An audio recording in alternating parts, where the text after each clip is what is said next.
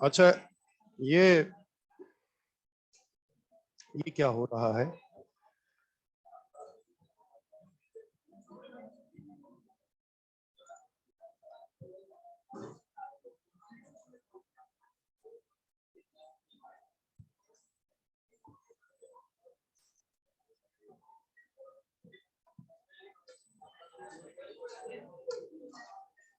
चलिए, audio video clear है क्या? देख लीजिए। हेलो, ऑडियो वीडियो क्लियर है क्या? चलिए आगे बात करते।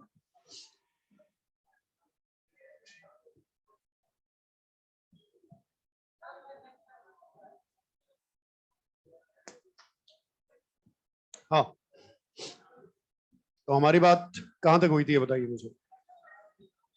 हाइड्रोलाइसिस ऑफ ज़ेनॉन कंपाउंड्स बात हो गई थी, और एक क्वेश्चन करवाना था। बोल के गया था कि हमें क्वेश्चन करवाना है।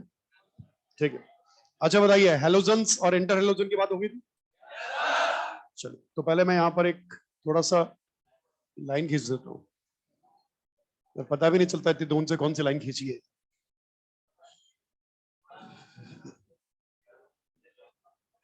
ठीक है, ठीक है, ये तो है, ये अपने उसमें आ रहा है। चलिए, अब यहां पर एक चीज बताइए मुझे, हेलोजन को पानी में डालोगे, पहली बात तो ये बताइए, हाइड्रोलाइसिस के प्रोसेस में ऑक्सीडेशन स्टेट में चेंज आएगा नहीं? पहली बात बहुत सिंपल और साफ है। अगर चेंज आ गया तो हाइड्रोलाइसिस, फिर वो रेडॉक्स या फिर डिस्प्रपोर्शनेशन। सही बात। अगली बात, ऐसी कौन सी हेलोजन है जो एक बार नहाती, दो बार नहाती, नहाती नहीं है? क्या ये, क्या गर्म पानी से नहा लेगी और ठंडे पानी से? क्या स्टीम से नहा सकती है और कोल्ड वाटर से? नहीं। और अगर कोई भी मेंशन ना हो आपके पास कुछ भी, तो फिर आपको उसको निलाना, जबरदस्ती करना अच्छी बात? नो मीन्स सही।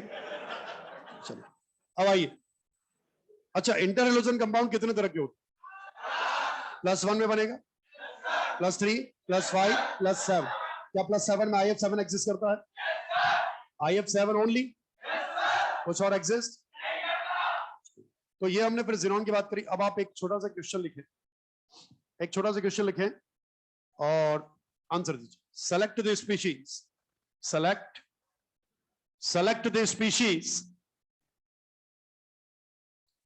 select the species which gives,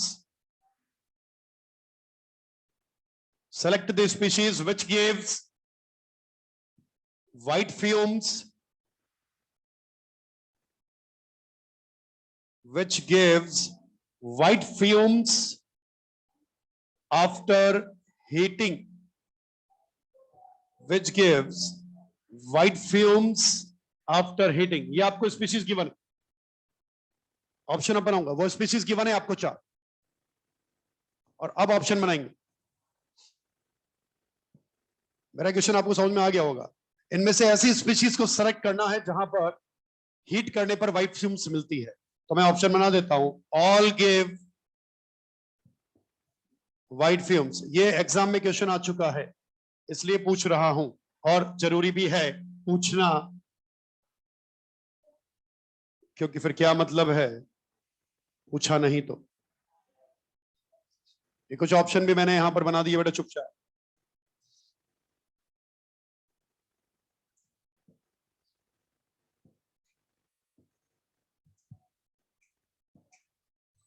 LN plus पर अगर डाउट पूछो ना कभी, तो सिर्फ फोटो खींच के मत भेजा करो, उसमें ये बताया करो कि इस पर्टिकुलर क्वेश्चन में डाउट क्या है। हाँ, ये मेरे को स्पेशली बताया करो, वरना आप क्वेश्चन का फोटो खींच के, तो मुझे क्या पता चलेगा तुम्हें क्या डाउट है ना? तो उसमें लिख दिया करो नीचे कि सर इस चीज में ये डाउट है। अब सिर्फ फोटो खींच के, मोबाइल उठाया, फोटो खींचा और ट्रांसफर, अब ये आदत पड़ी हुई है, तो अब इसको तो थोड़ा सुधार, तो उसके अंदर पूरा थोड़ा सा एक्सप्लेन कर दिया करो लिख के। वैसे भी टाइपिंग में तो एक्सपर्ट है ही हम, बिना देखे ऊपर देख के नीचे टाइप कर देते हैं, कोई दिक्कत नहीं। तो वो तो देखिए, वो तो जैसे बी टाइप किया वैसे ही अपने आप ऑटोमेटिक है, वर्डिंग तो फिक्स है ना। चल, मोबाइल में तो आजकल ऐसी फैसिलिटी है ना, अपने आप वो वर्ड आ जाता है जो ज्यादा यूज किया गया है। चल, अब करें शुरू। आपने चेक किया ये? पहली बात मैं ही बता देता हूं, आप रहने दो, मैं ही बता रहा हूं, है ना। सबसे पहली बात, जब भी व्हाइट फ्यूम्स की बात आती है बेटे, व्हाइट फ्यूम्स की बात आती है तो हमारे दिमाग में एक ही बात आएगी, और वो है हमारे पास HCl। क्या है? व्हाइट फ्यूम्स का मतलब HCl। और अगर आपसे पूछता है white dense fume, white dense fumes, तो व्हाइट डेंस फ्यूम में हमको दिमाग में आएगा NH4Cl। सही है बात?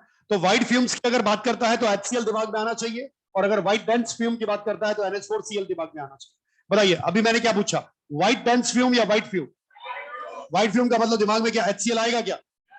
आइए बात करते हैं पहले नंबर एग्जांपल की। बताइए बेटा, बेरिलियम का क्लोराइड मुझे बताइए, कोवेलेंट या आयनिक? हाँ बेटे, वेरी गुड। क्या हाइड्रेटेड कोवेलेंट क्लोराइड है क्या? अच्छा, ये कोवेलेंट है तो मुझे बताइए, इसके इसके हीटिंग इफेक्ट पर ऑक्साइड बनाओ या क्लोराइड? हाँ, ऑक्साइड। क्या बेरिलियम ऑक्साइड बनेगा क्या? क्या HCl निकलेगा क्या? HCl निकलने का मतलब बताइए, क्या यहां से व्हाइट फ्यूम्स मिला या नहीं मिला? सही है ना बात? और अगर इसी तरीके से सेकंड लिया मैंने, मान लीजिए सेकंड एग्जांपल, SrCl2.XH2O हीट किया, बताइए क्लोराइड कौन सा, आयनिक है कोवेलेंट? क्या आयनिक हाइड्रेटेड है क्या? हीटिंग इफेक्ट पर ऑक्साइड बनेगा क्लोराइड, क्या SrCl2 बन जाएगा? और SrCl2 बनने का मतलब यहां से HCl निकला या नहीं निकला? मतलब ये आंसर पॉसिबल? तो फिर बताइए आंसर क्या दोगे आप, जो क्लोराइड कोवेलेंट होगा या आयनिक? क्या ये पहले वाला कोवेलेंट है, ये आयनिक है? ये कोवेलेंट है, ये आयनिक है? तो आंसर बताइए, क्या A एंड C दोनों जाएगा क्या बेटे आंसर? क्या इन्हीं दोनों के अंदर HCl व्हाइट फ्यूम्स बनेगी क्या? और अब यहां पर आप देखोगे तो दो प्रॉपर्टी इसने एक ही जगह पूछ लिया आपसे। कौन सी दो प्रॉपर्टी मुझे बताओ? ये कोवेलेंट हाइड्रेटेड है, हीटिंग इफेक्ट से पहले बताइए हाइड्रोलाइसिस होगा क्या? अच्छा, जिसमें हाइड्रोलाइसिस ज्यादा किसमें होगा, जिसमें कोवेलेंट कैरेक्टर ज्यादा या कम? जिसमें कोवेलेंट कैरेक्टर, उनका हाइड्रोलाइसिस भी। बताइए जब ये हाइड्रोलाइसिस होगा तो बताइए, क्या यहाँ पर BeOH OH होल ट्वाइस बनेगा क्या? और जब हीट करोगे तो बताइए क्या बनेगा, बोलो। हीट करोगे, हीट करोगे तो बताइए, क्या यहां से वाटर निकलेगा क्या? क्या ऑक्साइड बनेगा क्या? पर जब दो OH जुड़े थे तो क्या HCl निकला था क्या? क्या व्हाइट फ्यूम्स उसी समय निकल गई थी क्या? तो यहां पर दो चीजें एक साथ पूछ ली गई, क्या पूछी? एक तो हाइड्रोलाइसिस पूछ लिया और एक हीटिंग इफेक्ट पूछ लिया। तो दो प्रॉपर्टी एक क्वेश्चन में कैसे पूछी जाती है, ये इसका एक क्वेश्चन है छोटा सा। हाइड्रोलाइसिस भी आपसे पूछ लिया, आपसे हीटिंग इफेक्ट भी पूछ लिया, और तीसरी बात मैं पूछूंगा, बताइए अगर मुझे इस ऑक्साइड को क्लोराइड में बदलना है, ऑक्साइड को मैं चाहता हूं क्लोराइड में बदले, कितने तरीके हैं? क्या ड्राई HCl है? क्या रिडक्टिव क्लोरीनेशन है?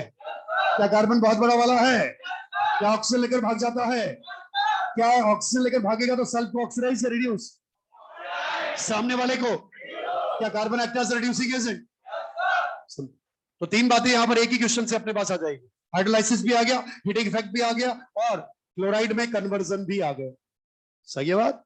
लिखो। अब बताइए किसी को डाउट हो तो इस क्वेश्चन में पूछो, इस तरह का क्वेश्चन बहुत जरूरी है, आप ध्यान रखना, जल्दीबाजी में गलती मत करना।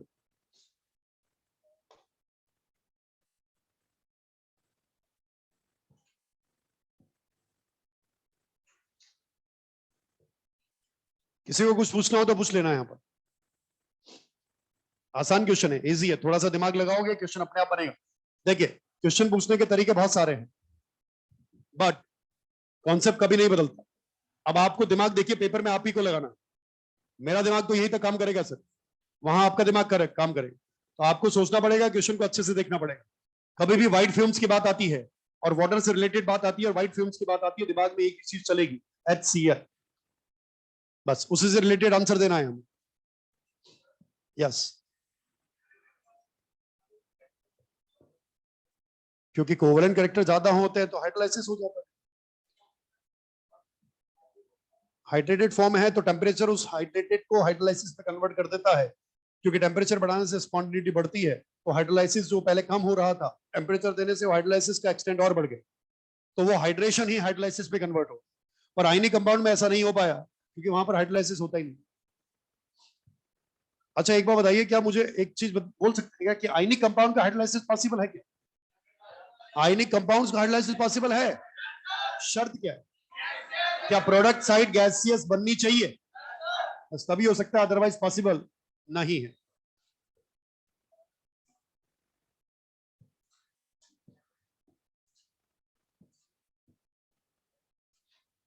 लिख लिया बेटे? क्वेश्चन लिख लिया? आंसर भी लिख लिया? चलिए बहुत अच्छी बात, शाबाश। अभी धीरे धीरे हम आगे चल रहे हैं थोड़ा सा। अभी एक दो चीजें और पूछूंगा और एक चीज बताऊंगा और फिर देख लेना, है ना? आइए, जरूरी है। पहले बताओ मुझे जल्दी से, यहाँ पर H2O3 -2, H2O6 -2, H2O7 -2, H2O8 -2, बताइए ऐसा कौन सा है आयन जहां पर SOS मिलेगा? 1 2 3 4 बोलो यार। हाँ, क्या 3 में SOS मिलेगा? 4 में SOS मिलेगा? ऊपर दोनों वालों में SS मिलेगा? SS बॉन्ड याद है? चलिए, वो SS single bond double bond कुछ भी हो सकता है, बस SS की बात चल रही है। सही है? चलिए, तो ये बात भी हो गई, अपनी शॉर्ट ट्रिक से आंसर देना है। ठीक है, अब बताइए यहां पर एक छोटा सा ऑर्डर बताना मुझे, ऑर्डर ऑफ हाइड्रोलाइसिस। इसलिए पूछ रहा हूं ताकि गलती ना हो बस, और आप मुझे अगर यहां पर सही बता दोगे तो फिर गलती होगी भी नहीं। चलिए, ऑर्डर ऑफ हाइड्रोलाइसिस में मैंने बोला LiCl, मैंने बोला BeCl2, मैंने बोला BCl3 और मैंने बोला CCl4। चलिए बताइए, हाइड्रोलाइसिस ज्यादा किसका होगा जिसमें कोवेलेंट कैरेक्टर ज्यादा है कम? उसके लिए पहले क्या देखोगे, चार्ज या साइज? लिथियम पर चार्ज बोलो। हाँ, बेरिलियम बोलो। यहाँ पर +1, यहाँ पर +2, यहाँ पर +3, यहाँ पर +4। इसका मतलब क्या CCl4 का ज्यादा होना चाहिए?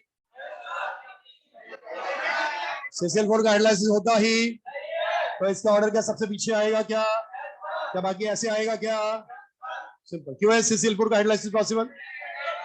Vacant orbital. अच्छा, क्या बाकी सभी में वैकेंट है क्या? क्या इसमें इसमें इसमें तीनों में वैकेंट है? तो ऐसी गलती जल्दीबाजी में, चार्ज देखकर जल्दीबाजी में गलती करके मत आना, ठीक है? दूसरी बात, नॉर्मल कंडीशन में CCl4 का हाइड्रोलाइसिस नहीं होता eight normal condition, but at drastic condition, drastic condition, drastic condition का मतलब होता है बहुत बुरी स्थिति। इसका मतलब बुरी स्थिति तब आती है जब प्रेशर और टेम्परेचर हाई होती है। सही है बात? जब टेम्परेचर और प्रेशर बहुत ज्यादा होता है तो फिर बुरी स्थिति आती है, और ऐसी बुरी स्थिति में CCl4 का हाइड्रोलाइसिस होता है, और हाइड्रोलाइसिस होकर यह देता है फॉस्जीन। क्या देता है? क्या कभी फॉस्जीन सुना है? ऑर्गेनिक के अंदर बोलते हैं ना, और ये पॉइजनस है ना, मस्टर्ड गैस पॉइजनस है। एनसीईआरटी में लिखा हुआ है भाई साहब, ये पढ़ के जाइए। Phosgene gas, mustard gas, tear gas, तीनों पॉइजनस गैसेज होती है। ठीक है, याद रखो, एनसीईआरटी में लिखा हुआ है वो तो याद रहे।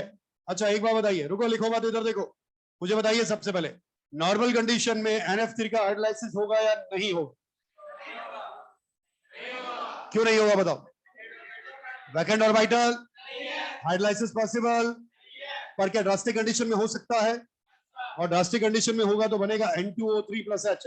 N2O3 का नाम बताओ, सेस्कियो ऑक्साइड या सब ऑक्साइड? C3O2 का नाम? तो 3 2 है तो सब ऑक्साइड, 2 3 है तो सेस्कियो ऑक्साइड। क्या नाम है? सेस्कियो ऑक्साइड। इसका प्रीफिक्स, सॉरी, बाद में लगाते हैं, इसके पहले किसका है ये? नाइट्रोजन का।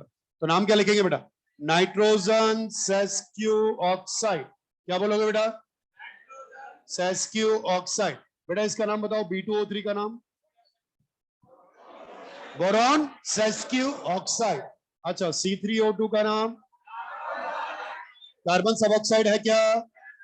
मतलब 3 आगे और 2 पीछे तो सब ऑक्साइड होगा, और अगर 2 आगे 3 पीछे तो सेस्कियो। नॉमेनक्लेचर याद रहेगा ना? ये नॉमेनक्लेचर सिर्फ नॉन मेटल के ऑक्साइड के लिए एप्लीकेबल है, मेटल ऑक्साइड के लिए एप्लीकेबल। Al2O3 में मत लगा देना। Al2O3 क्या है? कोवेलेंट या आयनिक? उसमें ये नॉमेनक्लेचर एप्लीकेबल। और Al2O3 के 4 नाम बताए थे, याद है? एल्यूमिना है, रूबी है, सफायर है, कोरंडम है। वहां पर आप एल्यूमिनियम सेस्कियो ऑक्साइड नहीं बोलोगे। आगे बात समझ? ठीक है, अच्छा अच्छा। C3O2 में बताइए कार्बन का हाइब्रिडेशन क्या है? ज्योमेट्री लीनियर है क्या? अच्छा, सिग्मा बाई एलपी रेशियो 1:1:1 है क्या? क्या 4 सिग्मा 4 बाई 4 एलपी है क्या? लीनियर ज्योमेट्री है, प्लेनर है, याद है आपको? चलिए तो ये लिखो, फिर करते हैं बात।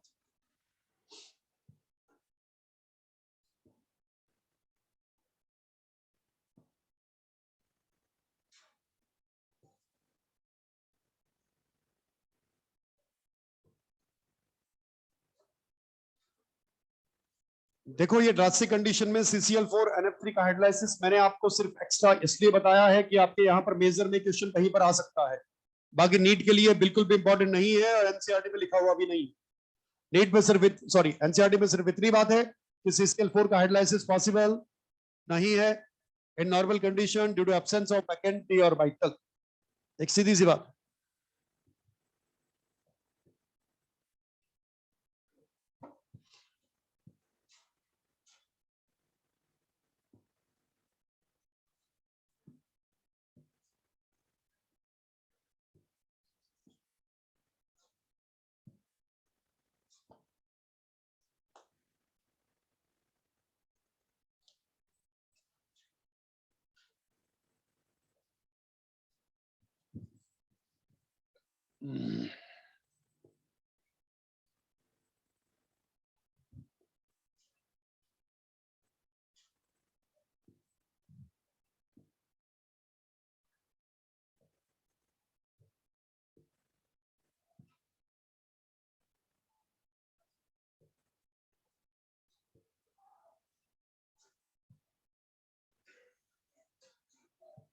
लिख लिया होगा, है ना? Okay, very good. बस इसमें एक ऑर्डर और बता दूं और एक छोटी सी बात और समझा दूं, बस 2 बातें और बतानी है इसके अंदर, देख लेते हैं क्या है।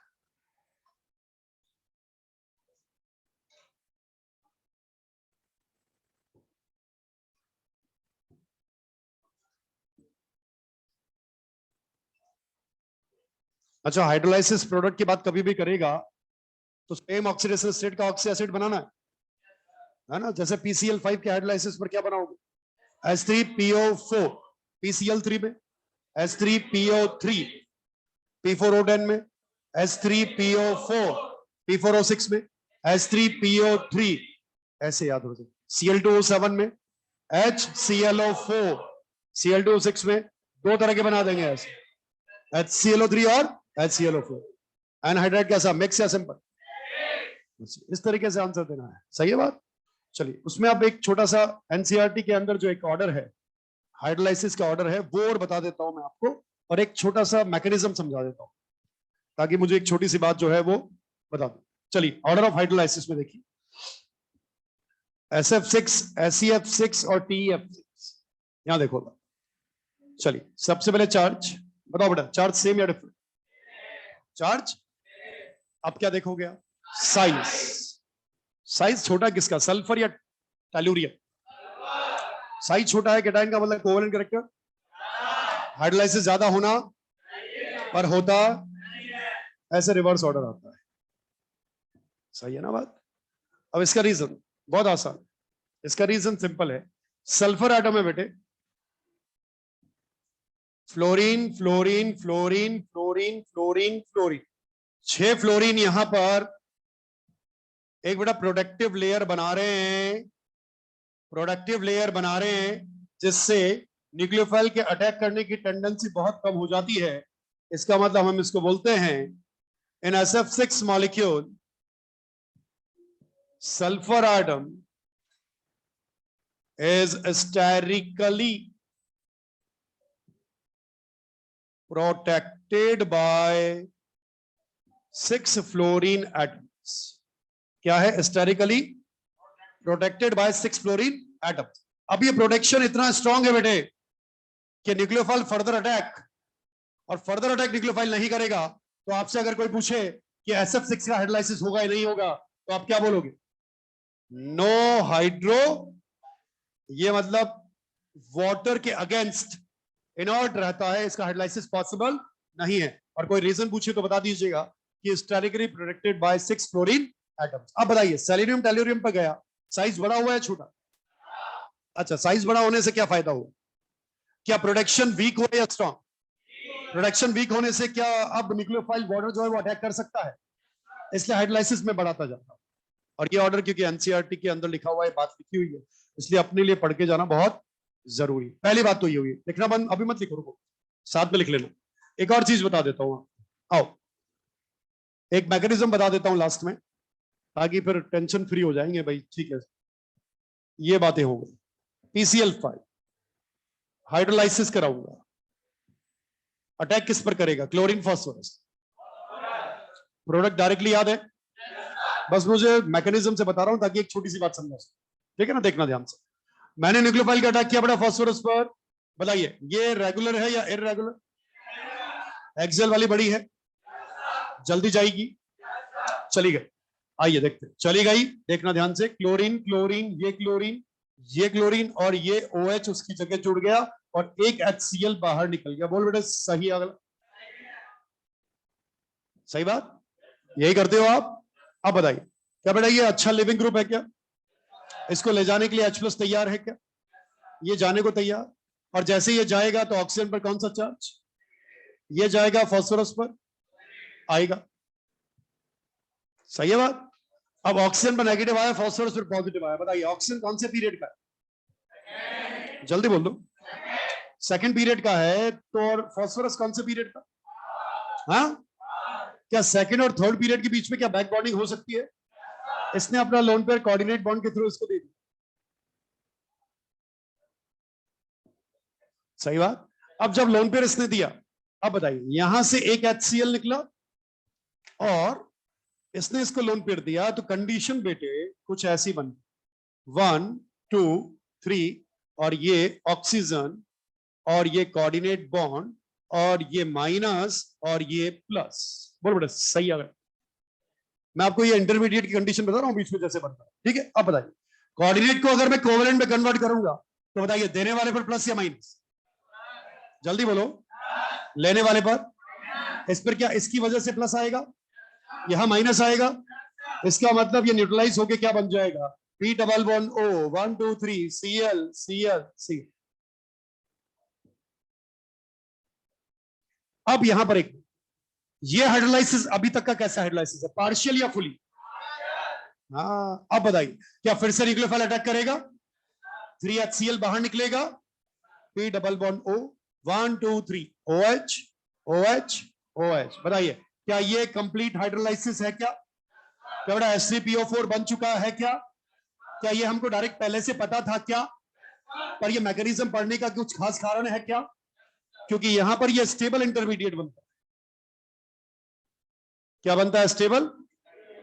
अब इंटरमीडिएट, इसका मतलब क्वेश्चन आता है यहां से, क्या क्वेश्चन आया तो कैसे आंसर देना? सुनो, आपसे पूछा जाए कि PCl5 के हाइड्रोलाइसिस के दौरान बनने वाला स्टेबल इंटरमीडिएट क्या बोलोगे? POCl3। क्या बोलोगे? एक याद रखना बस आपको, बाकी की जरूरत नहीं। कंप्लीट हाइड्रोलाइसिस पर प्रोडक्ट आप निकाल लोगे मुझे पता है, पर पार्शियल हाइड्रोलाइसिस पर आपको याद रखना है कि इंटरमीडिएट क्या बनेगा? POCl3। ये हाइड्रोलाइसिस पार्शियल या फुली? तो अगर ऐसा भी पूछे ना आपसे कि PCl5 के पार्शियल हाइड्रोलाइसिस पर क्या बनता है, तो फिर आंसर क्या दोगे आप? POCl3। अच्छा, को मैकेनिज्म समझ में आ गया? बिल्कुल आसान मैकेनिज्म है, बैक बॉन्डिंग करवाइए और कुछ नहीं किया इसका। सही बात। चलिए अब लिखो, और किसी को डाउट हो तो पूछ लेना।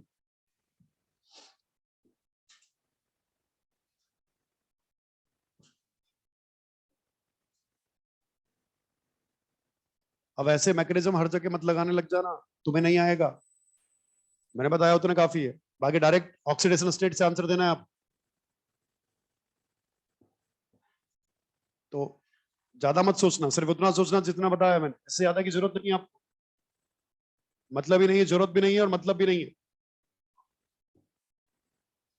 ये इसलिए बताया क्योंकि काफी समय पहले जेईई मेंस के अंदर क्वेश्चन आया था, उसमें पूछा गया था कि PCl5 के हाइड्रोलाइसिस पर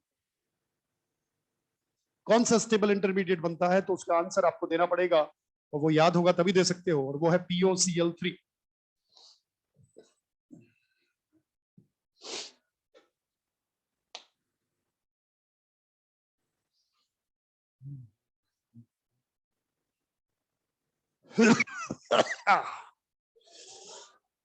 गजब हो गया साहब, एक के साथ एक फ्री, घुमा घुमा। फोर्थ वेव आ सकती है, नहीं नीट तो हो जाएगा, नीट तो हो जाएगा, कोई दिक्कत नहीं,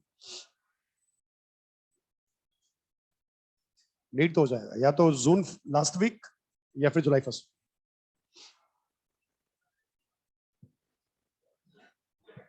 हाँ सिलेबस कब हो जाएगा ये तो भाई सब,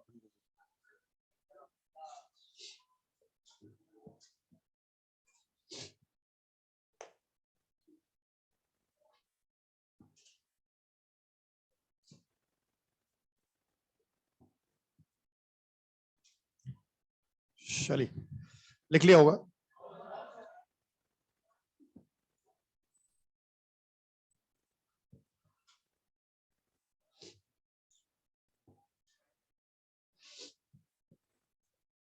ये हटा दूं पहले वाला,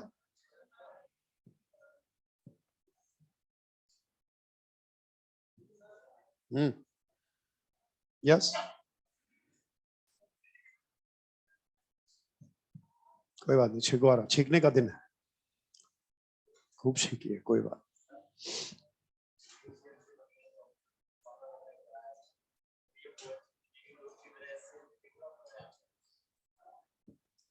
कितने मल्टीपल बॉन्ड बनाओगे, स्टेरिक रिपल्शन आएगा, मॉलिक्यूलर एक्सिस कैसे, अगर आपने हर जगह डबल डबल बना दिए मॉलिक्यूलर एक्सिस कैसे करेगा, सही है ना बात। तो हर जगह ऐसे नहीं होता, उस मॉलिक्यूल को स्टेबिलिटी के लिए जितनी जरूरत थी उतना आप कर दिया, वैसे भी नहीं आएगा, और आप डबल बना के +6 या +7 तक पहुंचा दोगे उसे, तो वो पॉसिबल है नहीं, तरीका यही था जो बेस्ट है। चले लिखिए बात,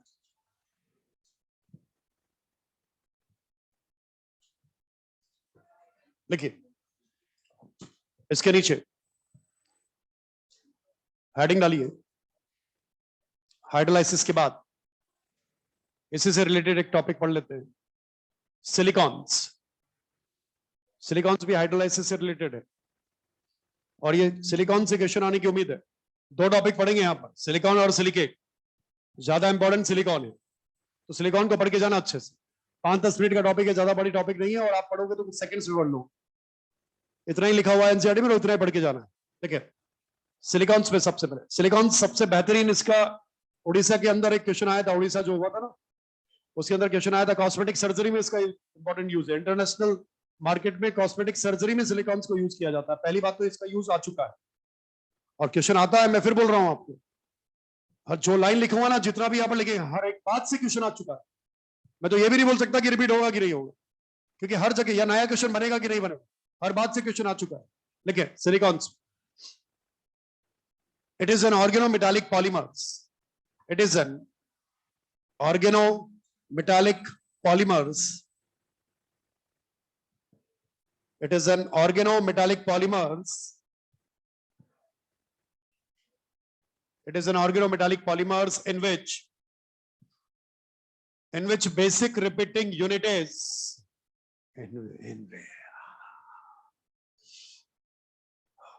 in which basic repeating unit is R2SiO, ये बेसिक यूनिट भी पूछी जा चुकी, पहली लाइन से 2 क्वेश्चन आ चुके, जो पहली लाइन लिखवाई ना, इससे 2 क्वेश्चन आ गए। कौन कौन से 2 क्वेश्चन, एक तो पूछा गया कि ऑर्गेनोमेटालिक कंपाउंड कौन सा है, तो आंसर गया है सिलिकॉन, और दूसरा बेसिक यूनिट पूछी गई है, तो 2 क्वेश्चन तो पहली लाइन से बन गए, सही है। और ऑर्गेनोमेटालिक कंपाउंड तो हमारे सिलेबस का पार्ट है, वो तो हमें पढ़ना ही है, तो मैं चेक करना बाद में बता दूंगा, अभी याद रखें। तो क्या लिखा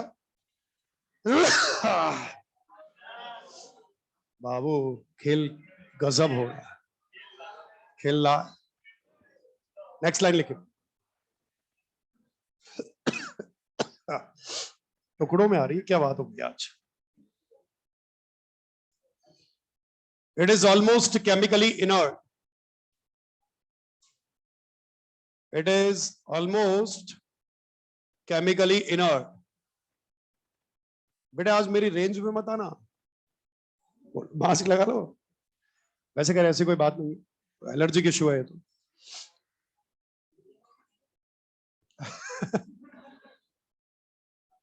हाँ, क्या बोल रहा था मैं? It is almost chemically inert due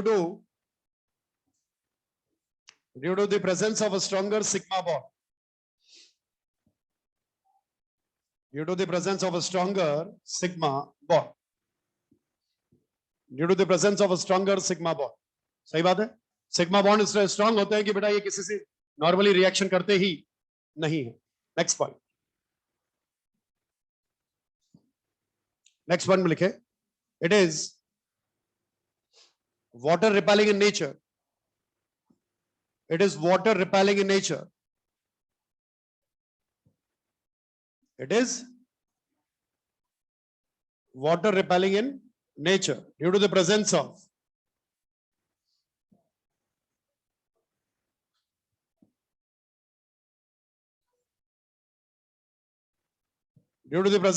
alkyl group, due to the presence of alkyl group। अच्छा, अल्काइल ग्रुप मुझे बताओ तो सही कैसे होते हैं, हाइड्रोफोबिक या हाइड्रोफिलिक? हाइड्रो, क्या वाटर रिपेल करते हैं क्या? ठीक है, इसीलिए वाटर रिपेलिंग नेचर के होते हैं बेटा। Next point, it is the bad conductor of electricity, it is the bad conductor of electricity, it is the bad conductor of electricity due to the absence of free electrons। बेटा कोई free electron नहीं है, इसलिए insulator होते हैं।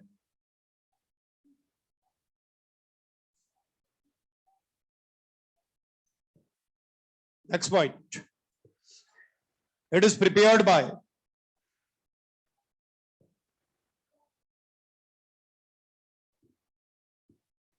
it is prepared by the hydrolysis of it is prepared by the hydrolysis of the friend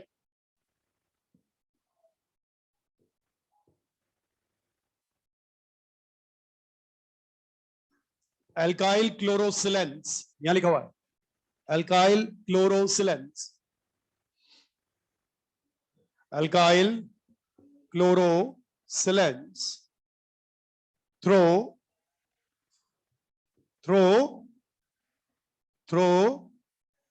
condensation polymerization process, through condensation polymerization process, condensation polymerization process। सही है बेटा, कंडेंस नहीं करोगे ये नहीं बनेंगे, कंडेंस नहीं करोगे ये नहीं बनेंगे। इंपॉर्टेंट कंडीशन है, कंडेंसेशन होना ही चाहिए, कंडेंस करोगे तभी पानी निकलेगा, बिना कंडेंसेशन के यहां से वाटर मॉलिक्यूल नहीं निकलेगा, और वाटर नहीं निकलेगा तो सिलिकॉन नहीं बनेगा। बोलो बेटा सही है। आइए अब कुछ बातें देखिए यहाँ पर, आओ कुछ पॉइंट्स तो हमने लिख लिए, अब कुछ बातें। अच्छा ये भी लिख लो, it is used in a cosmetic surgery, ये भी लिख लो सही रहेगा, it is used in a cosmetic surgery. ये अंडरस्टूड बात है। यूजेस पर क्वेश्चन आया है उड़ीसा में, तो अपने फिर से रिपीट हो सकता है, आ सकता है, कोई बड़ी बात नहीं। आइए बात करें, देखिए सिलिकॉन टेट्राक्लोराइड है बेटा, इसकी रिएक्शन करवाई मैंने ग्रिग्नार्ड रिएजेंट से। ग्रिग्नार्ड रिएजेंट समझते हो, RMGX, RMGX क्या also type of organometallic compound? क्या फ्रैंकलिन रिएजेंट भी ऑर्गेनोमेटालिक कंपाउंड है? फ्रैंकलिन रिएजेंट क्या R2Zn होता है? ठीक है, बताइए यहाँ पर क्या, बताइए जैसा SiCl4 से रिएक्शन करवाऊंगा बड़ा बड़ा MgCl2 निकलेगा और अल्काइल ग्रुप यहाँ पर अटैच हो जाएगा, होता रहेगा होता रहेगा होता रहेगा। तो मैंने बना दिया 3 क्लोरोसिलेन, क्या बना दिए? 3 क्लोरोसिलेन, पर ये सिलिकॉन नहीं है। क्या नहीं है? सिलिकॉन तो तब बनेंगे जब इनका हाइड्रोलाइसिस होगा। बताइए हाइड्रोलाइसिस कराने के लिए बताइए, सोच के बोलना, क्या वैकेंट ऑर्बिटल होना जरूरी है? क्या सिलिकॉन के पास में वैकेंट ऑर्बिटल है? क्या 3D खाली पड़ा है? कितने क्लोरीन है? क्या 2 HCl बाहर निकलेंगे? क्या 2 OH जुड़ जाएंगे? क्या और 2 OH जुड़ेंगे, कंडेंस करोगे तो बताइए क्या इधर और इधर दोनों तरफ पानी निकलेगा? क्या कंडेंस करने के बाद पानी निकलेगा तो सिंगल चेन लेफ्ट भी इंक्रीज होगी और राइट भी इंक्रीज होगी और बन जाएगा सिंगल चेन पॉलीमर। क्या बन जाएगा? और सिंगल चेन पॉलीमर बताइए क्या सरफेस पर अल्काइल ग्रुप आ गए क्या बेटे? और अल्काइल ग्रुप आने की वजह से बताइए क्या ये वाटर रिपेलिंग नेचर के होंगे? क्या फर्दर वाटर अटैक करेगा? नहीं करेगा। क्यों नहीं करेगा? क्योंकि अल्काइल ग्रुप है। अच्छा, इस अल्काइल ग्रुप की जगह क्या एराइल ग्रुप भी आ सकता है क्या? एराइल आ सकता है क्या? जैसे फिनाइल आ सकता है क्या? बिल्कुल, फिनाइल, मिथाइल, इथाइल कुछ भी आ सकता है बेटे, बस हाइड्रोफोबिक नेचर का होना। हाइड्रोफिलिक मत बना देना, खेल खत्म हो जाएंगे। सही है ना बात? आप बताइए, यहाँ पर सोच के बोलना, दिमाग लगाना थोड़ा सा। अगर बेटा अल्काइल ग्रुप है और वाटर अटैक नहीं कर सकता और ये वाटर को रिपेल करते हैं, तो फिर मुझे बताइए, क्या इनका यूज मैं वाटर प्रूफ जैकेट बनाने में कर लूं? क्या रेनकोट बना ले? क्या अम्ब्रेला बना ले? क्या इस दीवारों पर जो पेंट किया जाता है, क्या इस पे सिलिकॉन मिक्स कर दूं? क्या फायदा? हाँ, इसका मतलब दीवारों पे अगर पानी डालोगे तो पानी अंदर अब्सॉर्ब होगा? नहीं होगा। क्यों? सिलिकॉन उसको क्या करेगा? तो दीवारें खराब हो जाएगी या बची रहेगी? सालों साल कुछ भी नहीं। कैटरीना कैफ का एग्जांपल आता है ना, कैटरीना कैफ उसका ऐड करती है, सैफ अली खान नैरोलैक का। यस, तो ये सब ऐड जितने भी करते हैं ना, सब लोग, उनको पता नहीं है कि ऐड कर क्यों रहे। उनको तो पता है कि ऐड करना है, पर पता हमको है। पता क्या है? कि उन सभी कलर्स में, सभी Asian paint, Nerolac, Berger, Rangoli, इन सभी के अंदर क्या सिलिकॉन मिक्स होता है क्या? इसीलिए दीवारें खराब सालों साल। तभी तो वो मकान के ऊपर थैली चढ़ा देते हैं। उस मकान के ऊपर थैली लगाने का मतलब क्या हो गया? सिलिकॉन की कोटिंग है, और सिलिकॉन की कोटिंग का मतलब तब मकान जो है उसमें दीवारें, या बाहर की दीवारें, अंदर की दीवारें, या कोई सी भी दीवारें कभी खराब नहीं। सही बात। और खराब हो तो पानी से साफ कर दो, किसी को पता नहीं। चलो भाई, तो अब देखिए, बहुत सिंपल बात है, आसान बात है। घर से दूर, तो आज के बाद कौन सा पेंट करवाओगे जिसमें सिलिकॉन होगा या नहीं होगा? बस। और वैसे भी आजकल हर कलर में सिलिकॉन तो अब एसेंशियल हो ही गया, ये होना ही है। अच्छा, ये सिलिकॉन कैसे है? आर्टिफिशियल या नेचुरल? ये सिंथेटिक है, बनाए जाते हैं, मैनमेड है। ये नेचुरल अकरिंग नहीं है। दूसरी बात इधर आओ, बताओ बेटा, कितने क्लोरीन है? जल्दी बोलो यार। क्या न्यूक्लियोफाइल अटैक करेगा? क्या तीन OH जुड़ेंगे? क्या तीन तरफ पानी निकलेगा और तीन तरफ वाटर निकलेगा? फिर से बताइए, क्या सरफेस पर अभी भी अल्काइल ग्रुप है क्या बेटे? इसको बोलते हैं क्रॉस लिंक सिलिकॉन। क्या बोलते हैं? क्रॉस लिंक सिलिकॉन कैसे बनेगा? तीन क्लोरीन से या दो क्लोरीन से? Single chain. बचा कितना क्लोरीन? वो कुछ भी नहीं बनाएगा, वो डाइमर बनाएगा। क्या बनाएगा? अब बताइए कितना OH है बेटे? तो एक OH। बताइए, इसके पॉलीमर बनने का रीजन बताओ मुझे। और अगर OH एक होता तो क्या ये पॉलीमर चेन, जो चेन लेंथ पॉलीमर है, क्या ये स्टॉप हो जाता? तो फिर ये एक OH वाला क्या काम आएगा? Use to control chain length polymer. Chain length को कंट्रोल करने के लिए, चेन लेंथ पॉलीमर को रोकने के लिए आपको कितने, दो OH चाहिए या एक OH? ताकि पानी आगे निकलना रुक जाए, बंद हो जाए, और चेन लेंथ पॉलीमर को स्टॉप किया जा सके। ये क्वेश्चन आ चुका। एक और क्वेश्चन पूछता हूं जो भी आ चुका है, आप आंसर देना मुझे। बताइए, ऐसा कौन सा है, ऐसा कौन सा सिलिकॉन है जो हाई मॉलिक्यूलर मास पॉलीमर नहीं है? 1 2 या 3? 1 2 या 3? ये हाई मॉलिक्यूलर मास पॉलीमर, क्योंकि ये डाइमर है। ये भी क्वेश्चन आ चुका है। अच्छा, अगर आर की जगह फिनाइल आएगा तो कुछ दिक्कत होगी क्या? जैसा आंसर अभी दे रहे हैं वैसा आंसर दे देना। सही है बात? लिखो। बाकी और कोई क्वेश्चन नहीं आएगा यहां से, जो भी आना है वो इतना सही आएगा, देखा हुआ आएगा, कोई बड़ी बात नहीं होगी। और ये वाटर तभी निकला है जब कंडेंस किया।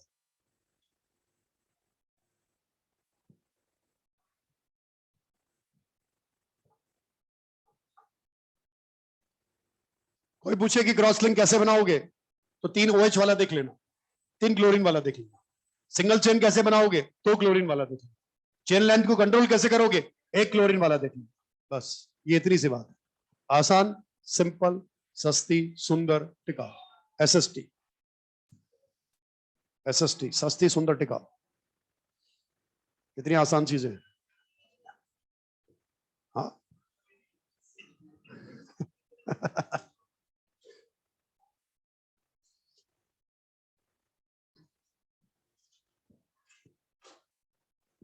किसी को डाउट हो तो पूछ लेना यहाँ पर, वैसे कोई डाउट ऐसा आता नहीं है, फिर भी किसी को कोई सोच ही रहा हो कि डाउट आना ही है तो पूछ लेना।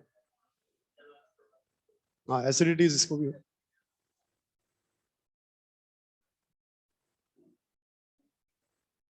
तो अपन इसको सिलिकॉन्स को वाटर प्रूफ जैकेट रेनकोट भी काम में ले सकते हैं बनाने के लिए, वाटर रिपेलिंग नेचर है और बनते भी हैं, तो ऐसी बड़ी बात नहीं। अब कोई लोकली लेके आ जाए 50-100 रुपए का तो अलग बात है, तो वो तो पॉलीथीन है, वो सिलिकॉन नहीं। सिलिकॉन महंगा होगा ये कंफर्म है, आप पन्नी बोल सकते हो।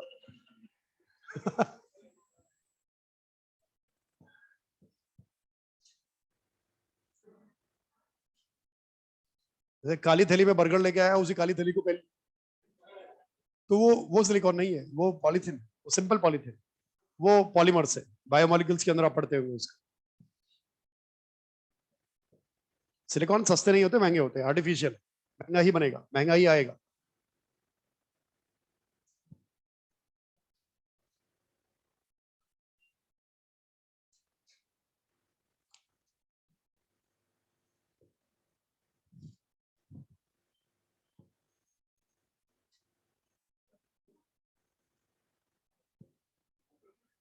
क्या हो गया? नहीं, संभव ही नहीं हो, कैसे हो सकता है? सिलिकॉन तो अलग से नजर आता है यार। सिलिकॉन आजकल क्या है, ये जो शूज हैं, जो स्पोर्ट्स शूज हैं आजकल, जो महंगे वाले स्पोर्ट्स शूज आते हैं, उनमें सिलिकॉन की, पैर के नीचे जो पीछे का पैर होता है उसके नीचे पैडिंग आती है आजकल सिलिकॉन की, ताकि पैरों की जो एडी है ना उसमें दर्द ना हो, तो वो भी आपके आजकल एक यूजेस बन गया। स्पोर्ट्स शूज में सिलिकॉन आजकल यूज में आता है।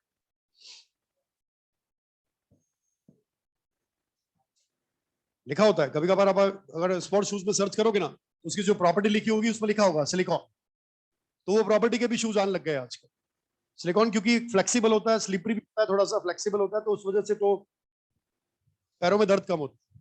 खासकर उनके काम आता है जो रनिंग करते हैं या जो बहुत लंबे टाइम तक खड़े रहते हैं, उनके काम खासकर आता है।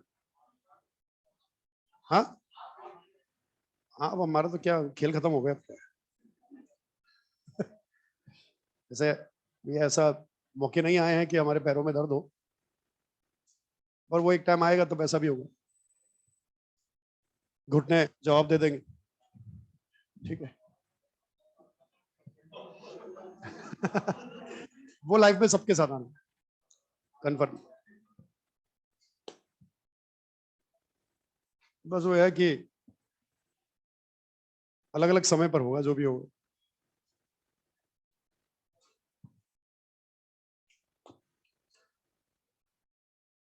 देख लिया आप?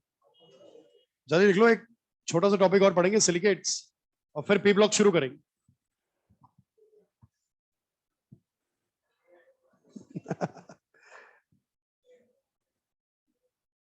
ये तो पी ब्लॉक को पढ़ने के लिए हमने बेसिक्स पढ़ा है, बेसिक एसिड।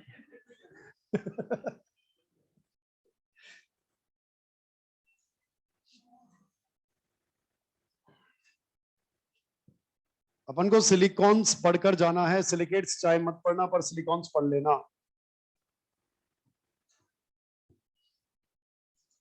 सिलिकेट्स में आज तक के इतिहास में सिर्फ एक क्वेश्चन आया है, बैरल, और कुछ आया भी नहीं, उससे पहले कभी ये नहीं आया, उसके बाद भी कभी नहीं। एक आया है बैरल, और ये बैरल सबको रटा हुआ है, as it is a type of cyclic silicate. तो यही क्वेश्चन आया, एकमात्र क्वेश्चन आज तक। अब लिखे,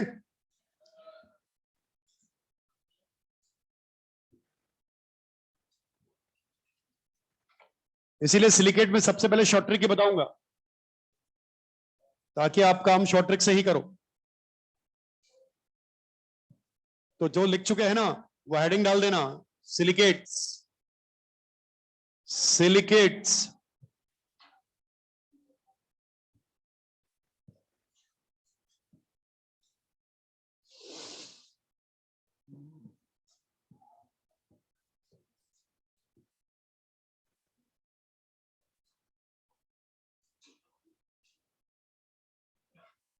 चलिए लिख लिया, इसको लिख लिया क्या? मैं हटाऊंगा, आप जल्दी करो। लिख लिया ना?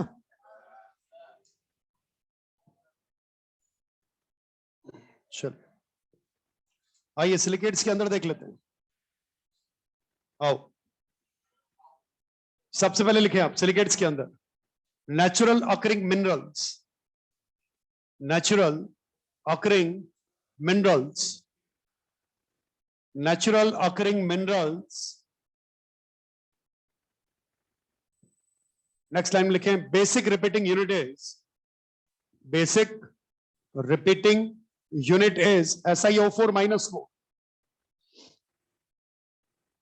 SiO4 -4। सही है बात। नेक्स्ट लाइन में लिखें all silicates are non planar. ये बात अच्छे से याद रखना, जल्दीबाजी में सिलिकेट्स को प्लेनर मत बोल देना। जितने सिलिकेट्स इस दुनिया में होते हैं सब नॉन प्लेनर है। इन विच each silicon atom is sp3 hybridized, each silicon atom is sp3 hybridized। सही है। हाँ, क्योंकि वहां पर भी sp3 है वो। हाँ, लिख लिया आप लोगों ने। अब आप एक चीज और, एक ऑर्डर बताइए मुझे आप छोटा सा। SiO, PO, SO, ClO बताइए, इनके अंदर पॉलीमराइजेशन टेंडेंसी ऑर्डर।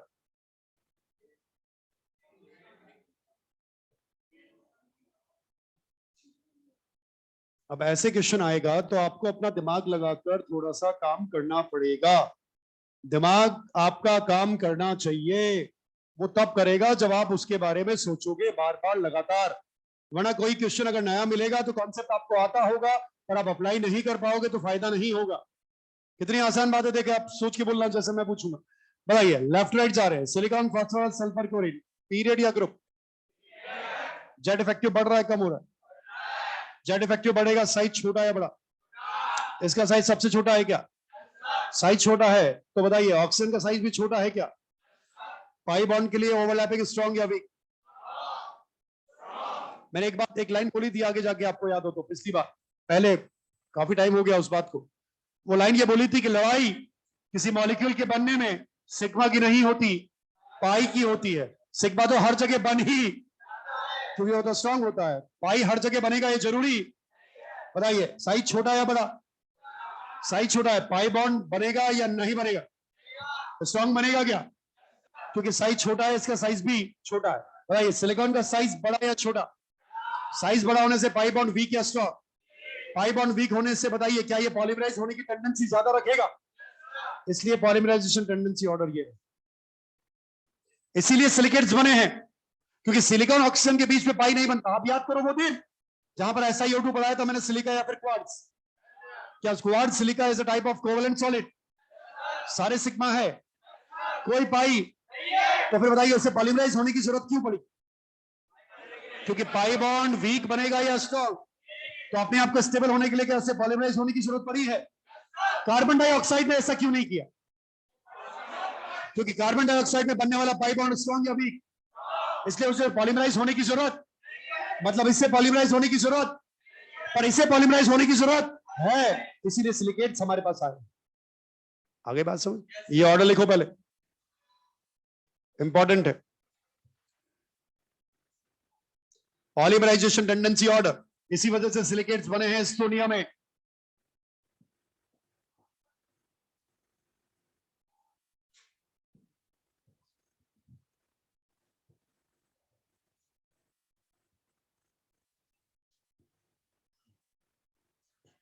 सही है, लिख लिया होगा ऑर्डर। अब आइए, अब बात करते हैं। तो अब पहले शॉर्ट ट्रिक बता देता हूं, फिर समझ लेंगे थोड़ा सा, ठीक है? आइए बात करें, हटा दू ये पॉलीमराइजेशन टेंडेंसी ऑर्डर। SiO सबसे ज्यादा, फिर PO, फिर SO, फिर Cl। बड़ा सही। आ जा, सबसे पहले क्या लिखा है पढ़ो, लिखना बंद करो, इधर देख लो जल्दी से, धमाधम बताऊंगा 2-4 बार, ध्यान से देखिए। पहले क्या है, फिर 2D। 2D को क्या बोलेंगे? Sheet planar, non planar? All silicates are non planar. मैं यही तो बोल रहा हूं, आप गलती मत कर देना शीट को देखकर। एक बात लिखवा दी है मैंने, ऑल सिलिकेट्स आर, बताइए क्या बेटा 3D है क्या? बनाते हैं। बेसिक यूनिट बताइए, SiO4 -4 है, वही ऑर्थो की होती है। यहां से ऑक्सीजन 0.5 से कम करेंगे, चार्ज -1 से कम करेंगे। ऑक्सीजन किससे? चार्ज कम कर दो। नीचे वाला बताओ जल्दी क्या होगा? SiO 3.5 -3। इसके नीचे वाला बोलो, SiO3 -2। इसके नीचे वाला SiO 2.5 -1 और लास्ट SiO2। सही है? काम इसी से करना है। जब भी आपने सिलिकेट का क्वेश्चन आता है, काम इसी से करें, इसी से काम बन जाएगा हमारा। इससे ज्यादा की जरूरत आपको पड़ेगी ही। फिर भी समझाना मेरा फर्ज है, समझाना तो जरूरी है, ऐसे सिर्फ रटने से भी काम नहीं चलेगा। ठीक है, अब बताइए, अगर जहां पर आपने 0.5 लिखा है वहां बेटे डबल कर दे इसको, Si2O7 -6 डबल कर दे Si2O5 -2। बोलो बेटे सही है गलत? Oxygen shared 0 1 2 3 4। सही बात, क्लियर? अब बात करते हैं कैसे बनते हैं, कैसे आपने निकाला ये सब चीजें, कैसे आई सर? शॉर्ट ट्रिक तो बता दी, आई कैसे ये तो बताओ। आइए इसकी बात कर लेते हैं 1 बाय 1। देख लेना बेटा धमाधम।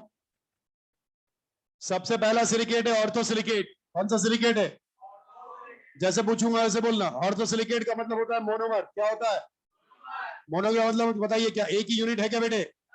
और वो यूनिट क्या है? SiO4 -4। सही है बेटे? ये डॉट का मतलब सिलिकॉन। डॉट का मतलब, इसका मतलब सिलिकॉन के ऊपर ऑक्सीजन माइनस। 3D स्ट्रक्चर को 2D में रिप्रेजेंट करने का सबसे आसान तरीका है, बताइए डर ये वाले बात, ये तो माइनस माइनस माइनस बन गया SiO4 -4। अगर आप इसको ऐसे नहीं देख पा रहे तो ऐसे देखना पड़ेगा, पर देखना तो पड़ेगा। ये देख, ये देख, ये देख, ये ऑक्सीजन ये रहा, ये ऑक्सीजन ये रहा, ये ऑक्सीजन ये रहा, और ये ऊपर इसके 3D में ऊपर। सही है बात? बताइए कैसा दिख रहा है? Planar non planar? दिखने से क्या होता है? नॉन प्लेनर है, क्योंकि वो ऑक्सीजन तो उस प्लेन से उठा हुआ है। sp3 हाइब्रिडाइज्ड है। दिखने पर मत बोलना, कुछ बातें जो दिखती है वो होती, और जो होती है वो दिखती। हाँ बिल्कुल है। आइए बेटे इधर देखो एक बार जल्दी से। पायरो का दूसरा नाम है डाइसिलिकेट। क्या नाम है?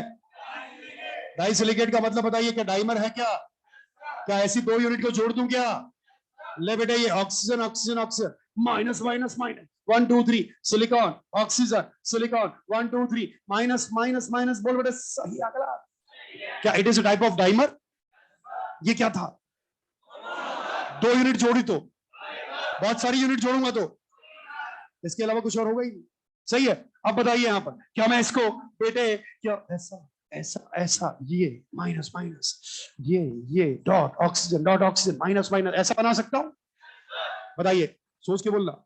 जिस ऑक्सीजन पर माइनस आएगा, जिस ऑक्सीजन पर हमेशा माइनस होगा वो अनशेयर्ड, और जिस पर माइनस नहीं होगा वो शेयर होता है।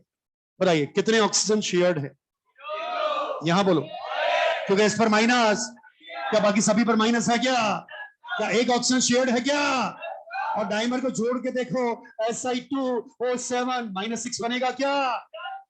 चार्ज कम क्यों है? एक, क्योंकि एक ऑक्सीजन शेयर्ड है, इसलिए चार्ज एक कम है। शेयर नहीं होता तो टोटल चार्ज जितने ऑक्सीजन होते हैं। सही बात। अगला देख बेटे, सिंगल चेन की खासियत बताओ। सिंगल चेन क्या होती है? लेफ्ट और राइट इंक्रीज होती है क्या? आइए अब बात करते हैं पॉलीमर के बारे में। आओ, कैसे करना है सोच के बोलना रे छोरा, अच्छा नहीं होगा बेटे, अब कूटूंगा मैं।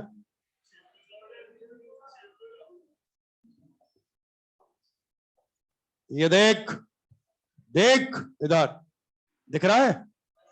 बताइए चेन की खासियत क्या है? लेफ्ट में इंक्रीज होती है, और अच्छा शीट की खासियत क्या है? इधर भी जाती है, इधर भी जाती है, ऊपर भी जाती है, नीचे भी जाती है, पर चेन इधर और इधर ही जाती है। शीट चारों तरफ जाती है। सही है बात? अभी किसकी बात कर रहे हैं? हाँ, वेरी गुड। बताइए शेयर्ड अनशेयर्ड?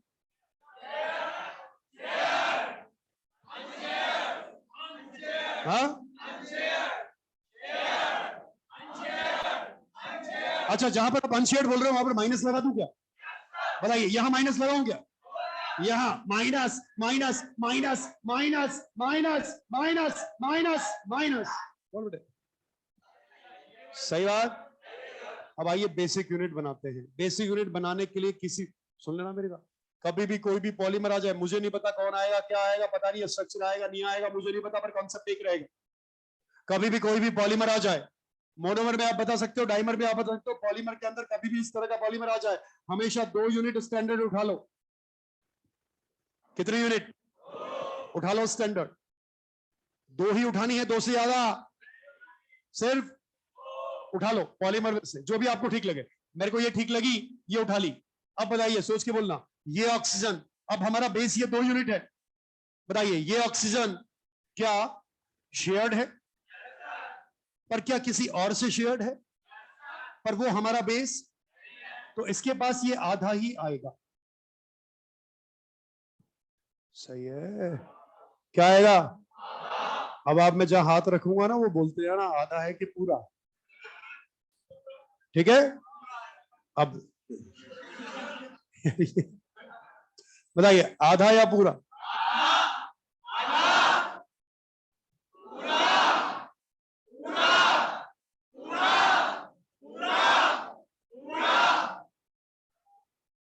सही है। अब जो जैसे बोलूंगा वैसे गिनना। सिलिकॉन कितने बोलो, जल्दी बोलो। चार्ज कितने?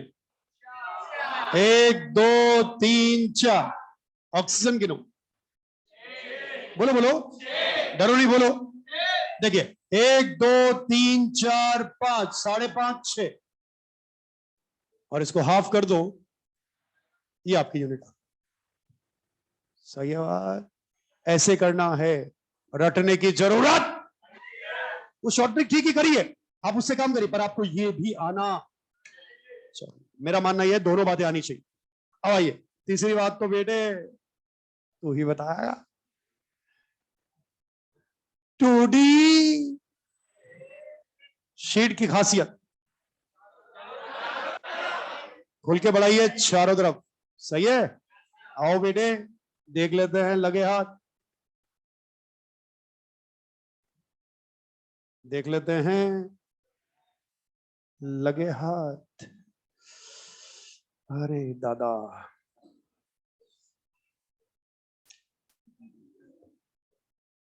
अरे ऐसे नहीं, ऐसे नहीं बेटे, अरे ऐसे नहीं करते, तुम नहीं समझोगे।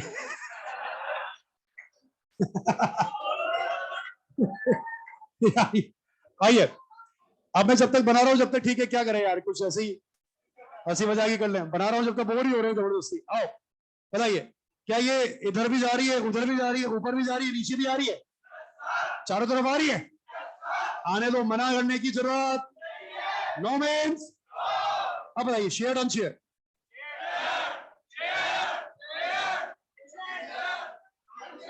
पक्की बात, क्या लगाऊं? Minus minus minus minus minus minus, बोलो बेटे सही है गलत?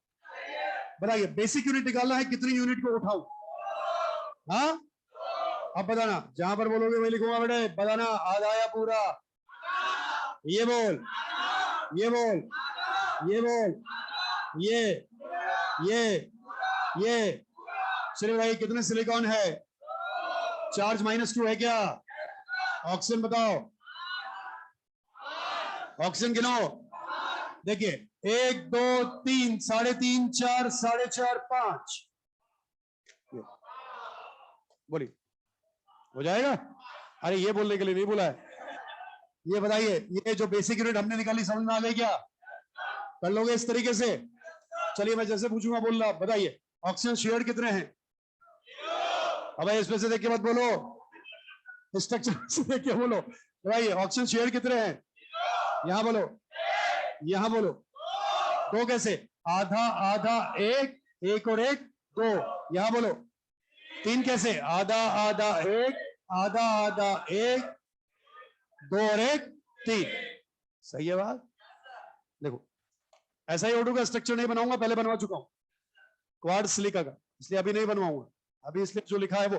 अच्छा, काम किससे चलाओगे? जब तक चले आराम से चलाइए, कोई दिक्कत नहीं। और कुछ अजीब सी बात आ जाए, स्ट्रक्चर बना के दे दिया जाए, तो फिर आप इस तरीके से करिए। नेचुरल अकरिंग वाला पॉइंट रिपीट कर दीजिए। नेचुरल अकरिंग मिनरल्स, क्या रिपीट करूं इसमें? नेचुरल अकरिंग मिनरल्स का मतलब ये अर्थ क्रस्ट में माइनिंग के थ्रू बाहर निकाले जाते हैं, ये नेचुरल मिलते हैं, इनको बनाया नहीं जाता, नेचुरल फिनोमिना है। जैसे मिनरल्स ओर्स लाइक दिस होती है मेटलर्जी के अंदर, वही बात। सिलिकेट ओर होती है, सल्फेट और सिलिकेट और फॉस्फेट और नाइट्रेट और कार्बोनेट और ऑक्साइड और बहुत सारी और होती है, उनमें से एक सिलिकेट और होती है।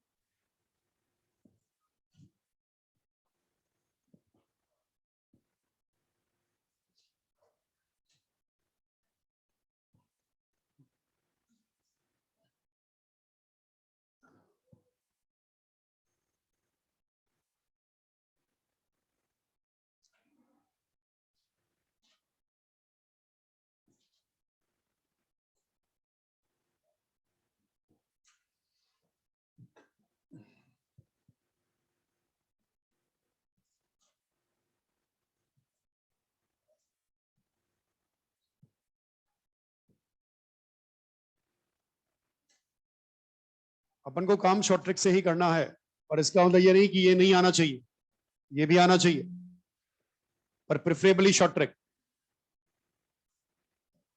जैसे सल्फर के ऑक्सी एसिड आपको आने चाहिए, और जब क्वेश्चन आए तो preferably short trick, S S bond, SOS bond, S W S, तो शॉर्ट ट्रिक से करिए। और ये नहीं कि सल्फर के ऑक्सी एसिड आने चाहिए, आने नहीं चाहिए फिर।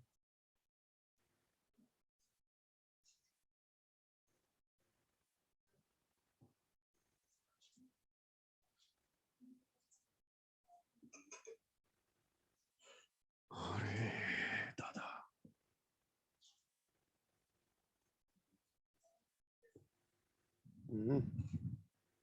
छोटे बच्चे ऐसे नहीं करते बेटा।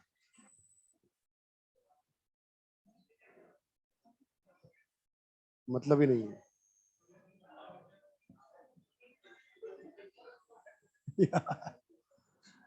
दिखाओ।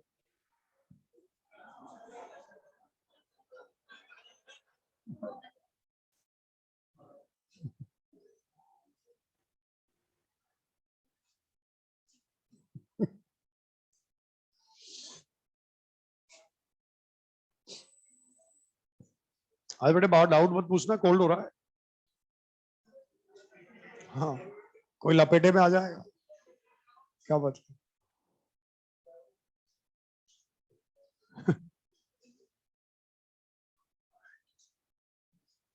तो मतलब वैक्सीनेशन हो गया ना तुम्हारा?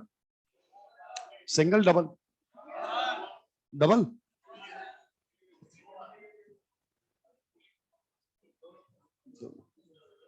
बढ़िया है जी। नहीं, तुम्हारे कहां से बूस्टर लगेगा अभी? हमारे बूस्टर तो कोई साइड इफेक्ट आया वैक्सीन का कुछ? फीवर तो वो साइड इफेक्ट नहीं होता, फीवर तो अच्छी बात, फीवर साइड इफेक्ट होता ही नहीं। फीवर तो अच्छी बात है, आते रहना चाहिए, पता चलता रहता है अपनी बॉडी में कुछ चल रहा है। वैसे भी तुम डिजीज पढ़ रहे हो ना, क्या देख।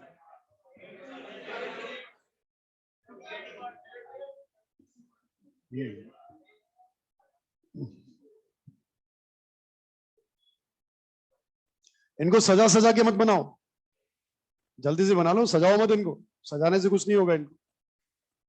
दिवाली का डेकोरेशन अभी से कर रहे हो?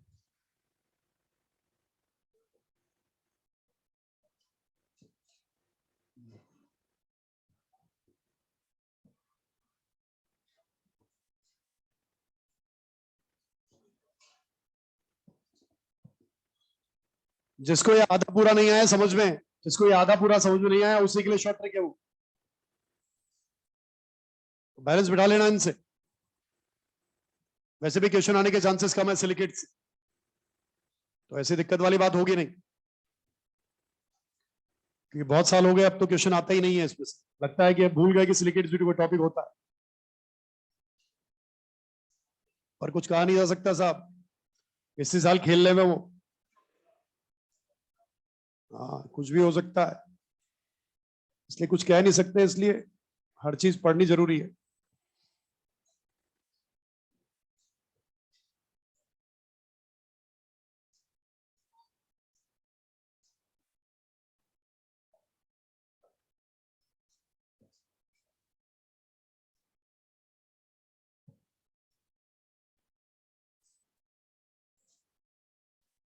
ये हमारा साइक्लिक सिलिकेट। बेटा 3 सिलिकॉन से कम की साइकिल नहीं बन सकती कभी, क्योंकि 3 सिलिकॉन से कम से डाइमर या फिर मोनोमर ही बनेगा।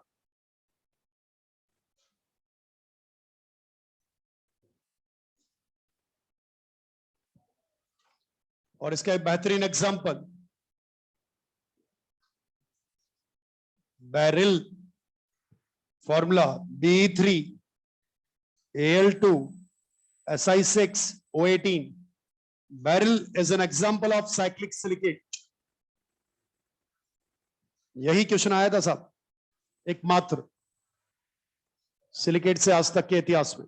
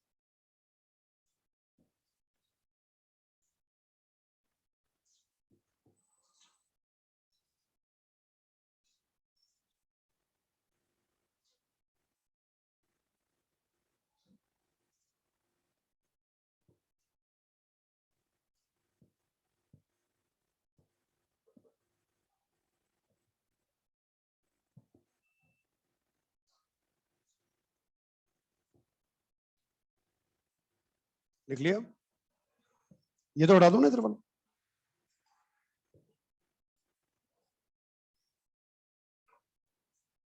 आप मुझे ये चेक करके बताओ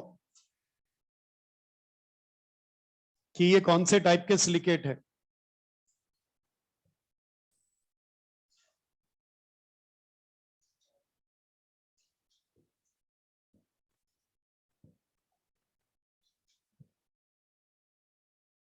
चेक करो बेटे, ये तीनों चेक करना है आपको, कौन से टाइप के सिलिकेट है, चेक करो।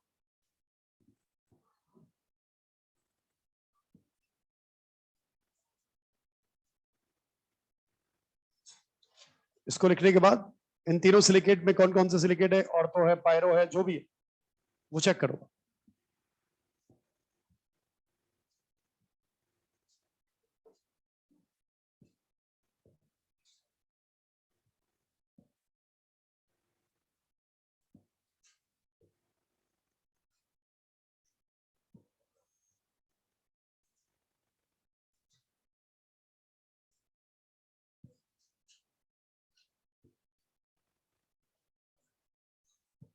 आजकल लोग मैसेज करने लगे हैं, सर मैं ऑनलाइन क्लासेस ले रही हूँ बट रिचार्ज पूरा हो गया है, 181 का रिचार्ज, ये सिम पर करा दो सर।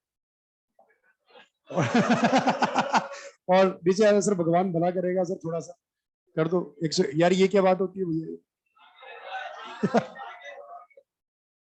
आजकल बता रहे क्या, मतलब आप देखिए मतलब क्या सिस्टम शुरू हो गया।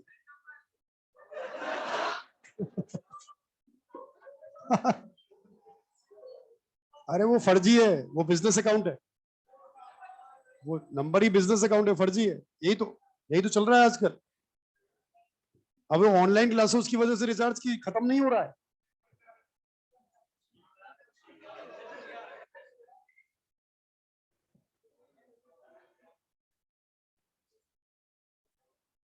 गजब है यार।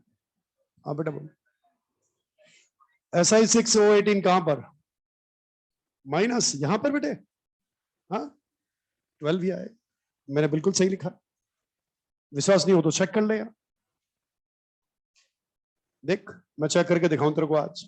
ये देख, बेरिलियम पर +2 होता है आजकल, और एल्यूमिनियम पर +3 होता है आजकल। 3 × 2 6 होता है, 3 × 2 6 होता है, टोटल -12 हो। सही है, तो कैलकुलेशन बिल्कुल ठीक है अपनी, क्योंकि मेरे तो मैथमेटिक्स ही थी।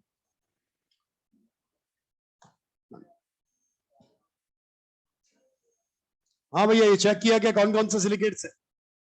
बताओ, चेक करो जल्दी। हाँ, क्या और तो पहले वाले में जिंक पर चार्ज तो बता बेटे। अच्छा, जिंक पर चार्ज है +2, तो SiO4 पर -4, मतलब क्या ये ऑर्थो है क्या? सेकंड बोलो, जिरकोनियम पर चार्ज, जिरकोनियम पर चार्ज, वेरी गुड, +4 -4। भैया जिरकोनियम पर +4 कैसे आया? कैसे पता चला +4 है? भाई स्कैंडियम वाला ग्रुप है 3rd बी, और टाइटेनियम जिरकोनियम वाला है 4th बी, तो जो ग्रुप नंबर है वही उसकी कॉमन ऑक्सीडेशन स्टेट है। तो जिरकोनियम +4, इस पर +4, तो यहां पर -4, और तो जिंक पर +2, बेटा 2 पर 1 पर +2, तो 3 पर 6, मतलब -6, -6 मतलब ये हो गया पायरो। ऐसे आपको चेक करना है, मैं आपको एक तरीका बता रहा हूं, समझ गए ना? ऐसे चेक करने का सिलिकेट का क्वेश्चन आ सकता है, और इसका नाम बता देता हूं, आपको याद रह जाए तो अच्छी बात है, नहीं रहे तो कोई दिक्कत नहीं। इसका नाम है विलेमाइट, इसका नाम है जिरकॉन, और इसका नाम है हेमी मॉर्फाइट, हेमीमॉर्फाइट। तो नाम याद रह जाए तो अच्छी बात है, मैं तो सिर्फ एग्जांपल बता रहा हूं आपको चेक करने का तरीका। नाम याद रह जाए अच्छी बात, नहीं याद रहे बहुत अच्छी बात, इसलिए कोई दिक्कत ही नहीं है। एक बार फिर से चेक करने का मेथड, उसके लिए तेरे को चार्ज पता होना चाहिए। इस पर चार्ज क्या होता है? तो 1 पर +2, तो 2 पर +4, तो इस पर। और ये यूनिट देख बेटा, शॉर्ट ट्रिक में किसकी है? शॉर्ट ट्रिक लिखवाई थी, देख चेक कर किसकी यूनिट है ये, और तो सेम। अब ये चेक करना, ठीक है? चलिए, लिख लिया आप लोगों ने? चलिए हेडिंग डालिए, हेडिंग डालिए, बोरोन फैमिली। ये ब्लॉक अब देखिए शुरू अब हुआ ना बोरोन फैमिली, तो अब आइए।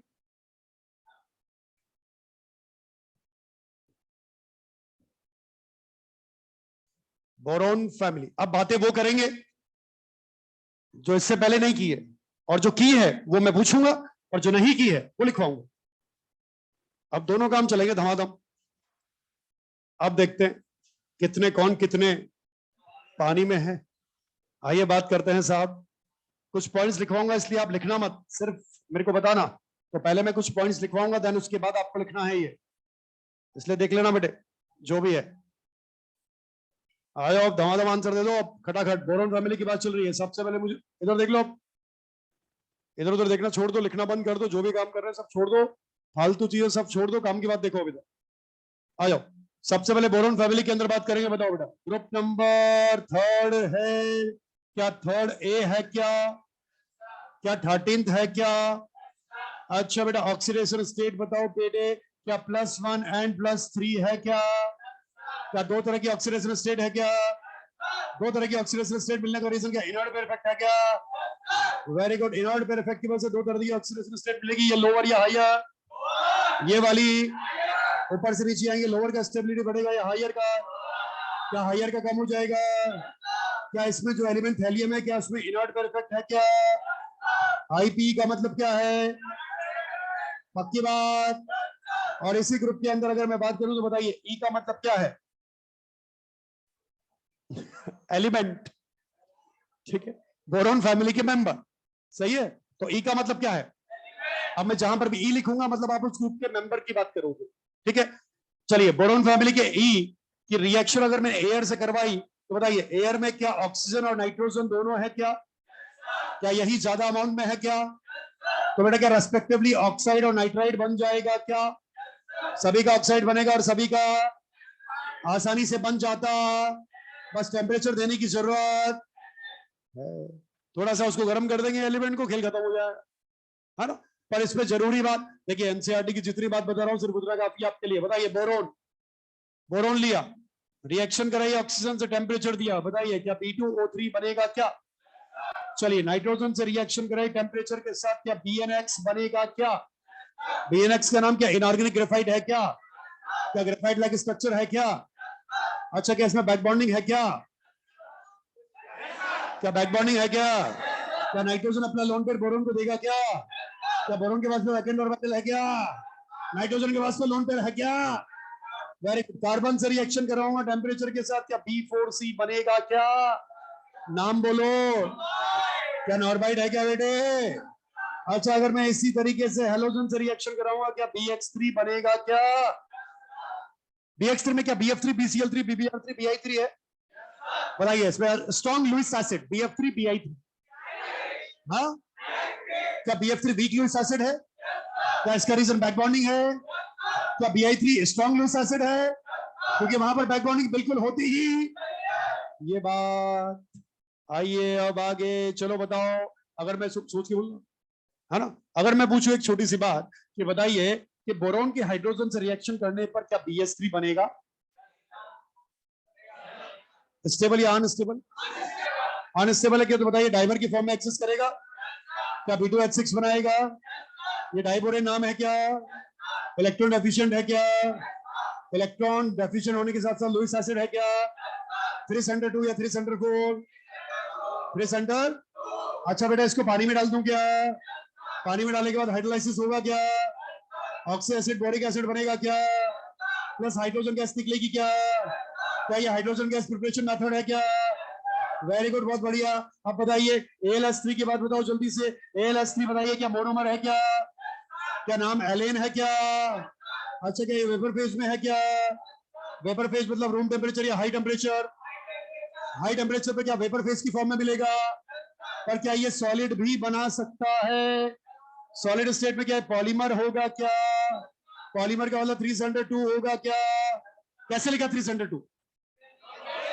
साइड एटम के पास में लोन पेयर है या नहीं है? इसका मतलब क्या ये बनाना बॉन्डिंग से पॉलीमर बना है क्या? कितनी आसान बात है। बताइए इसका नाम एलेन है क्या? क्या ये वेपर फेज में एग्जिस्ट करेगा मोनोमर की फॉर्म में, और सॉलिड स्टेट में क्या पॉलीमर होगा क्या? क्या बताइए, अभी भी ये इलेक्ट्रॉन डेफिशिएंट है? क्या अभी भी ये लुइस एसिड है? क्योंकि बनाना बॉन्डिंग से डाइमर पॉलीमर बनने के बाद भी क्या मॉलिक्यूल इलेक्ट्रॉन डेफिशिएंट रहता है क्या बेटे? सही बात है। चलो ऑक्साइड बनाओ। B2O3 Al2O3 Ga2O3 In2O3 Tl2O3। Thallium पर चार्ज बोलो। बताइए लेफ्ट राइट जा रहे हैं, बताओ जल्दी, या टॉप टू बॉटम जा रहे हैं, जैसे भी जा रहे हो आप। बताइए एसिडिक बेसिक। यार ये एम्फोटेरिक बोरोन कहां से होने लग गया यार? कैसी बात करता है यार, इतनी जल्दीबाजी में करे? बताइए। हाँ,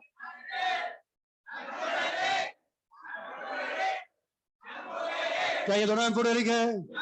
क्या ये एसिडिक है? क्या ये दोनों बेसिक है? बताइए ऊपर से नीचे आने पर क्या बेसिक नेचर बढ़ रहा है क्या?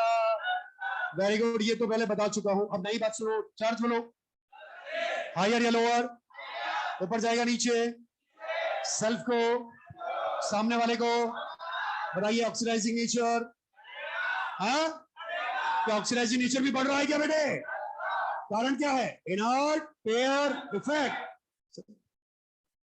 ये सारी बातें ऐसी बात है जो आपको ये नहीं आती या कुछ पता नहीं है तो बोलो, कर लोगे? अच्छा ये बताइए TlF3 में कितने आयन? TlF3 में कितने आयन? TlCl3 TlI3। क्या वहां पॉलीहैलाइड बन जाता है? सबको ये पहले पढ़ा ही चुका हूं। PbI4 एग्जिस्ट करेगा नहीं करेगा? PbF4 PbCl4 PbF2 पक्की बात?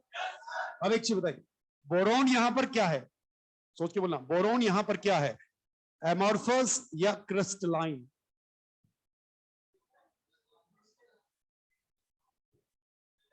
बोरोन कौन सा लिया मैंने, अमॉर्फस या क्रिस्टलाइन? हाँ, अमॉर्फस, क्योंकि क्रिस्टलाइन तो रिएक्शन ही नहीं करेगा। तो लिखे पहली लाइन यही, यही जरूरी बात है। Amorphous boron is more reactive than, point wise लिखते हैं ना, नंबर 1 पॉइंट है अमॉर्फस बोरोन। अमॉर्फस का मतलब बताइए, पाउडर फॉर्म बोल सकते हैं? पाउडर होगा तो बताइए सरफेस एरिया बढ़ेगा कम होगा? सरफेस एरिया बढ़ेगा तो रिएक्टिविटी भी। तो लिखे amorphous boron is more reactive than, amorphous boron is more reactive than amorphous boron is more reactive than crystalline boron. crystalline boron crystalline boron सही है बेटे. next line. boron exists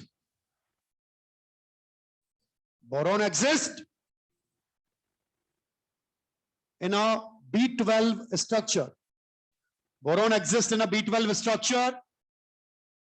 bracket में नाम लिखो, मैं लिख रहा हूं नाम, वो लिख देना. आइकोसोहेड्रल.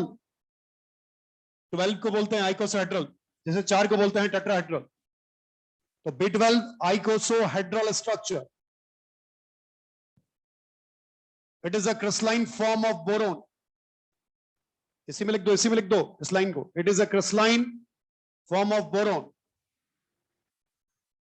काफी अच्छी पैकिंग होती है इसकी, खतरनाक वाली. क्रिस्टलाइन फॉर्म होता है, जबरदस्त. नेक्स्ट लाइन में लिखें. Boron has highest melting point in a group. Boron has highest melting point in a group due to high packing efficiency. Boron has highest melting point in a group due to high packing efficiency. सही है बात.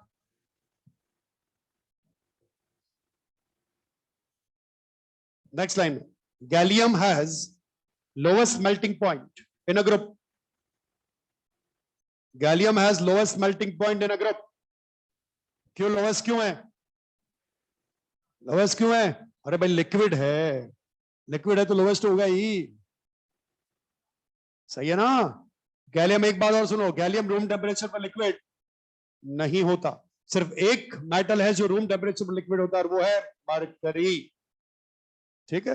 Next point. B10 isotope of boron. B10 isotope of boron. B10 isotope of boron is used as a controller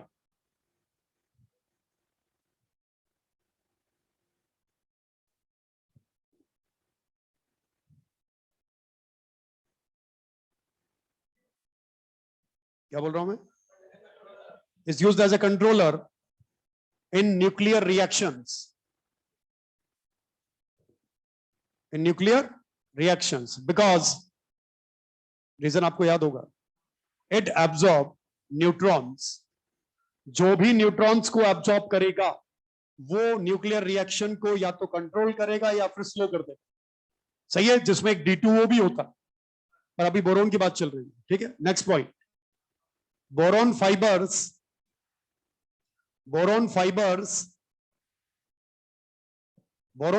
are used to make bullet proof jacket. Compact structure है तो बहुत strength अच्छी होती है इसकी. Bullet proof jacket. और water proof jacket silicones, और bullet proof jacket boron fibres. ठीक. Next point. Aluminium is more electropositive.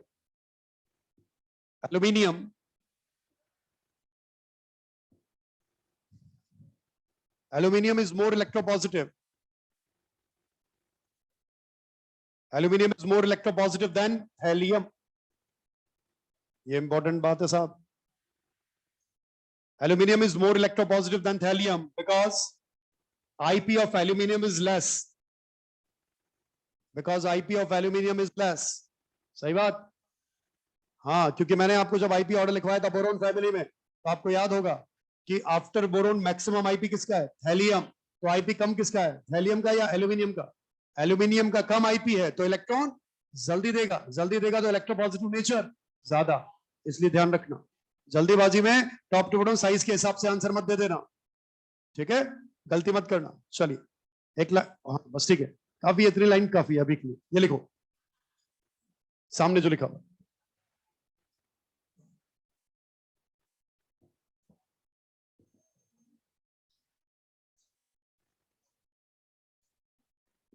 देखिए, अपने एनसीईआरटी के हिसाब से बोरोन पर ज्यादा फोकस करता है, इसलिए हम बोरोन के बारे में ज्यादा बात कर रहे हैं. ऐसे अगर हर एक एलिमेंट के बारे में बात करने लगे ना तो अब देख लो 6 फैमिली है, हर एक फैमिली में 6 मेंबर है, एलिमेंट कितने हो गए? 38 लगभग, क्योंकि हीलियम भी है उधर, रेडॉन भी है। और 38 एलिमेंट के बारे में, हर एक प्रॉपर्टी के बारे में बात करें, इसका मतलब साल भर मानो आप। इसलिए यहां पर सिर्फ इतना ही पढ़ना है जितना एग्जाम पॉइंट ऑफ व्यू से इंपॉर्टेंट है हमारा।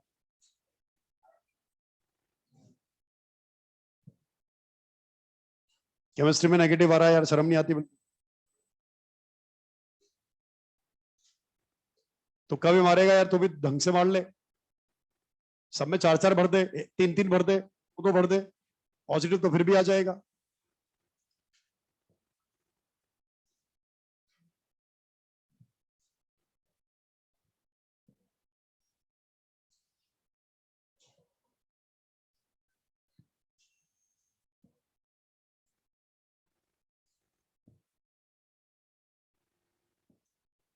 क्वेश्चन आया है सर टेस्ट में, कहां तक आ रहा है? बेटा पूरा पी ब्लॉक आ रहा है। कहां तक क्या होता है अभी भी, कहां तक होता है कि कुछ? पूरा पी ब्लॉक पहले बोल चुका हूं, टेस्ट में पूरा पी ब्लॉक दे रहा हूं।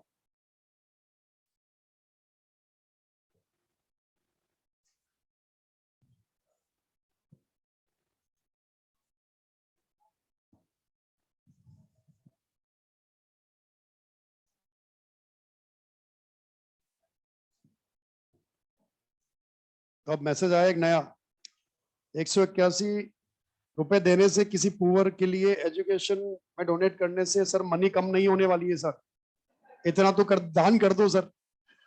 यार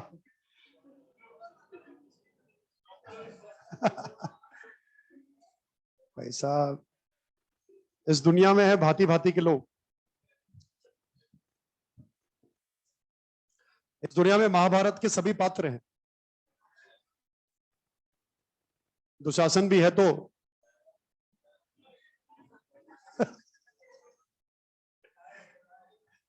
सब है, कर्ण भी है, सब है। तो इस दुनिया में महाभारत के सभी पात्र हैं और वो रहेंगे।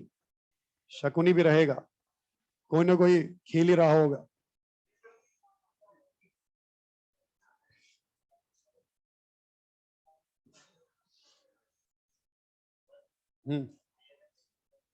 बीएनएक्स को नाम लिखेंगे इनऑर्गेनिक ग्रेफाइट। इनऑर्गेनिक, अरे बोराजीन नहीं है ये, बोराजोन भी नहीं है ये, नो। बोराजोन तब बोलते हैं जब इसका स्ट्रक्चर 1000 डिग्री सेंटीग्रेड के ऊपर डायमंड में बदलता है, तब बोराजोन बोला जाता है। This is only inorganic graphite.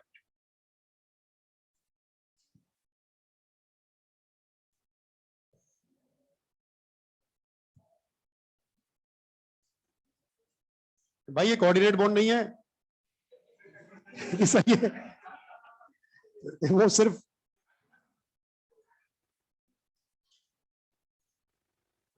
बोराजोन ये नहीं होता। बोराजोन होता है जब इसको आप टेम्परेचर देते हो 1000 डिग्री सेंटीग्रेड के ऊपर, तो जब ये ग्रेफाइट डायमंड में बदलता है तब उसका नाम बोराजोन बोला जाता है। सिर्फ इनऑर्गेनिक ग्रेफाइट ही ठीक रहेगा। देख लिया?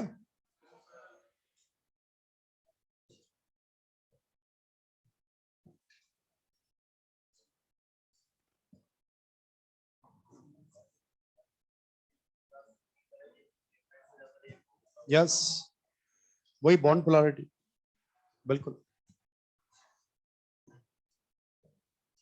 लिख लिया बेटे? अरे ये आईपी क्या था? अब ये घर जाके एलन प्लस पे ये मत डाल देना फोटो खींच के, सर ये क्या तो इनर्ट वेयर इफेक्ट है। चलिए इसके आगे बाकी बातें नेक्स्ट टाइम करते हैं, ठीक है? आज के लिए इतना काफी। इसके नीचे हेडिंग डाल दीजिए, इसके नीचे हेडिंग डाल दीजिए some compounds of boron.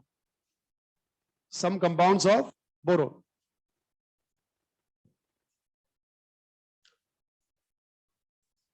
Some compounds of boron, बाकी बातें नेक्स्ट टाइम पे करेंगे बेटा। आज के लिए इतना काफी, धन्यवाद।